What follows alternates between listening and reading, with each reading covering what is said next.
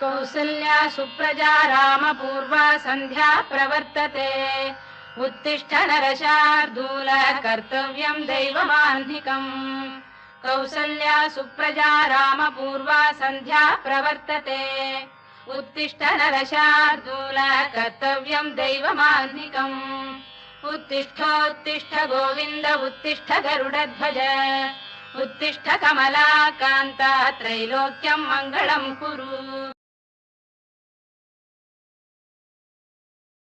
ಗೆಳೆಯರೇ, ನನ್ನ ಹತ್ರ 3 ತುಳಸಿ ತಂಗಿಯರಿದ್ದಾರೆ. ಮೊದಲೇದವಳು ಕಪ್ಪು ತುಳಸಿ, ಶ್ಯಾಮ ಸುಂದರಿ, ಪೂಜೆಗೂ ಸೈ. ಎರಡನೆಯವಳು ಹಸಿರು ತುಳಸಿ, ನೆಗಡಿ, ಕೆಮ್ಮು, ಮನೆಮದ್ದು ಎಲ್ಲದಕ್ಕೂ ಸೈ. ಮೂರನೇದವಳು ಇದ್ದಾಳಲ್ಲ, ಇವಳೇ ಸ್ಪೆಷಲ್. ಹೆಸರು ಲವಂಗ ತುಳಸಿ.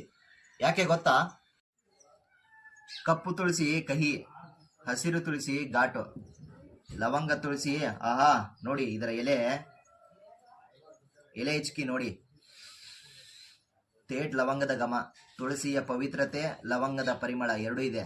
ಅದಕ್ಕೆ ಇದನ್ನು ಲವಂಗ ತುಳಸಿ ಅಂತಾರೆ. ಒಂದು ಎಲೆಯಲ್ಲಿ 2 ಶಕ್ತಿ.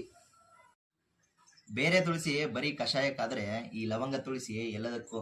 ಮೊದಲನೇದಾಗಿ ಚಹಾಕ್ಕೆ ಇದ್ರ 2 ಎಲೆ ಹಾಕಿದ್ರೆ ಲವಂಗ ಚಹಾ ರೆಡಿ, ಕೆಮ್ಮು ಮಾಯ. ಎರಡನೇದಾಗಿ ಸಾಂಬಾರು ಮತ್ತು ರಸಂಗೆ ಇದರ ಎಲೆ ಉಪಯೋಗಿಸಿದ್ರೆ ಅಡುಗೆ ಘಮ ಘಮ ಅನ್ನುತ್ತೆ, ಮತ್ತೆ ಜೀರ್ಣಶಕ್ತಿ ಸರಿ ಹೋಗುತ್ತೆ. ಮೂರನೇದಾಗಿ ತಲೆನೋವು, ಒತ್ತಡಕ್ಕೆ ಇದರ ವಾಸನೆಯೇ ಮದ್ದು. ಇದು ಪೂಜೆಗೂ ಆಗುತ್ತೆ, ಅಡುಗೆಗೂ ಆಗುತ್ತೆ. ಒಂದೇ ಗಿಡದಲ್ಲಿ ವೈದ್ಯರು ಮತ್ತು ಅಡುಗೆ ಭಟ್ಟರು ಇಬ್ಬರು ಇದ್ದಾರೆ. ಕಪ್ಪು ತುಳಸಿ, ಹಸಿರು ತುಳಸಿ ಚೆನ್ನಾಗಿದೆ, ಆದರೆ ಮನೆಗೆ ಒಂದೇ ತುಳಸಿ, ಅದೇ ಲವಂಗ ತುಳಸಿ. ಪರಿಮಳದ ರಾಣಿ, ಆರೋಗ್ಯದ ಮಹಾರಾಣಿ ಲವಂಗ ತುಳಸಿ. ಲವಂಗ ತುಳಸಿಯ ಗಿಡಗಳು ಬೇಕಾದಲ್ಲಿ ನನ್ನನ್ನು ಸಂಪರ್ಕಿಸಬಹುದು. ನಿಮ್ಮ ಮನೆ ಬಾಗಿಲಿಗೆ ತಲುಪಿಸುತ್ತೇನೆ.